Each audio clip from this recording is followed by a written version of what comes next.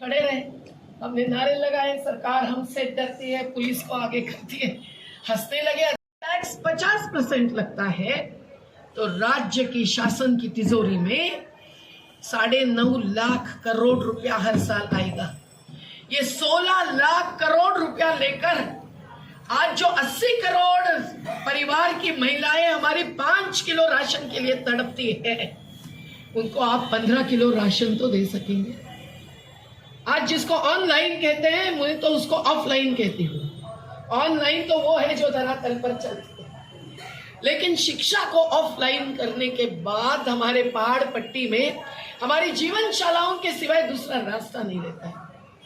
हर चीज में, स्वास्थ्य में एक कानून राजस्थान सरकार ने लाया तो कितना विरोध हुआ। क्यों हुआ? क्योंकि निजीकरण से हमारे एक जिले की बात अगर आप सुनेंगे तो नर्मदा का पानी पीने लायक नहीं रहा है।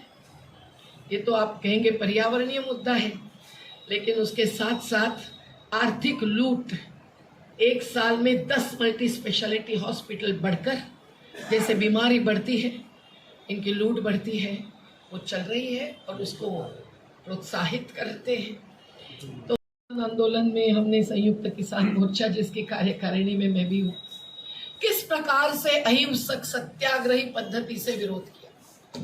किसी ने कहा हम खलिस्तानी हैं, किसी ने कहा हम पाकिस्तानी हैं, किसी ने कहा हम ही गए थे लाल दरवाजे पे, लाल किले पर। कुछ भी नहीं हुआ था, न खलिस्तानी न पाकिस्तानी, हम सब हिंदुस्तानी, ये नारा लगाते थे। और मैं तो 150 किलोमीटर दूर थी, शाहजहां की राजस्थान की बॉर्डर पर, फिर भी हम पर केस लगाई गई, खत्म कर दी कि क्या पता नहीं, वही खत्म हो गई। लेकिन वो साजिश जो थी वो खेती में भी ऐसी घुसपैठ करने की कि जिसके बाद तो अन्नदाताओं की अन्न सुरक्षा भी हम सब जो उनके ही दातृत्व पर खाते हैं वो खत्म हो जाएगी। अब टोटल हो गया, पर वो एनर्जी अडानी की, पर अडानी, ये अडानी लॉजिस्टिक्स, खेती उपज किसानों की, खेत मजदूरों की, खून पसीने बहते हुए श्रम की उपज, और उसको लेकर ये लॉकडाउन में भी अपनी संपत्ति 6-6 गुना बढ़ाते हैं। न केवल गौतम अडानी पर मुकेश अंबानी, जिनके 7,000 आउटलेट्स हैं शहरों में, 7,000 कस्बों में 11,000 आउटलेट्स हैं जिसमें खेती का माल रखा जाता है। हाँ, मकाई के दाने आप पैकिंग करके रखो तो फूल को भी प्लास्टिक से घेरने के बाद जैसी कीमत 4 गुना बढ़ती है, वैसे ही बात हो रही है। तो ये सभी बातें जो है, ये वैश्वीकरण, उदारीकरण, निजीकरण वाली जो अर्थव्यवस्था ही नहीं, अर्थनीति थोपी गई, ही जो अब वो डिवोर्स ही है कि क्या है मुझे नहीं पता, लेकिन उन्होंने जिस प्रकार से एक अर्थव्यवस्था पर अपनी क्रिटिकल किताब जाहिर की है और गुजरात से लोकार्पित की है, उसे पढ़ना बहुत जरूरी है। आज ये अर्थव्यवस्था संविधान में जो समाजवाद का आधार है, मूल्य, संविधान में जो समता और न्याय का आधार है, उनको कुचलते हुए आगे बढ़ाई जा रही है। और इसमें केवल एक मुट्ठी भर क्रोनी कैपिटलिस्ट की बात नहीं है। हर क्षेत्र में कंपनीकरण, कॉर्पोरेटाइजेशन को घुसाना, शिक्षा और स्वास्थ्य से लेकर आवास से लेकर खेती तक, ये जो एक पूरा अर्थव्यवस्था का ढांचा ही नहीं, प्रक्रिया ही नहीं, मार्ग और मंजिल रही है, उसी से तो गौतम अडानी नाम के एक व्यक्ति अपनी फेक कंपनियों के द्वारा भी, फर्जीवाड़े के बावजूद भी हर रोज 1600 करोड़ रुपया कमाए। कैसे हम इसका समर्थन करें, कैसे मंजूर करें और कैसे इसके सामने हम खड़े रहकर विरोध करें, ये सवाल हमारे जैसे हर नागरिक के सामने खड़ा है और होना जरूरी है।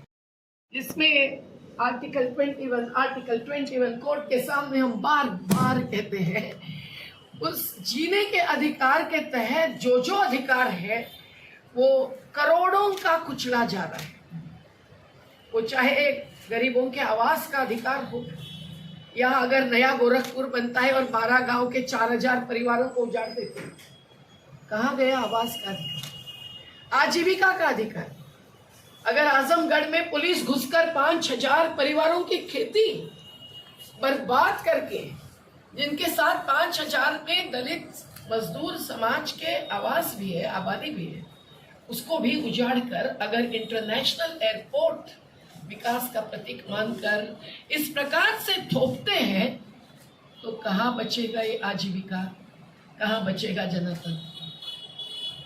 आज सब जगह हम देख रहे हैं कि ये जो जीने का अधिकार है उसको किस किस प्रकार से कुचला जा रहा है।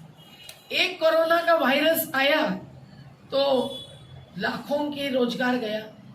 हमारी घरेलू नौकरानियां जिन महिलाओं के साथ काम करती थी, उन्हें जब महिलाओं ने भी बाहर कर दिया डर के मारे, हमने कहा कोरोना से डरो ना, और पत्र दिया बहुत सारे कि भाई आप महिलाएं हैं, आप एक एक महिला को बाहर कर रही है। पर ये आजू बाजू के बिल्डिंगों में काम करने वाली महिलाओं की बस्तियां उजाड़ रही, एक एक जगह पर लड़ना पड़ रहा है। तो जीने के अधिकार का एक हिस्सा अगर रोजगार और आजीविका है, तो सबको अग्निपथ पर चलाकर पांव जला देना ये हमें मंजूर नहीं। हमें चाहिए रोजगार निर्माण करने वाली अर्थव्यवस्था। उसका कहाँ है सोच, उसका कहाँ है नियोजन? गांधी जी को ही याद करना पड़ता है।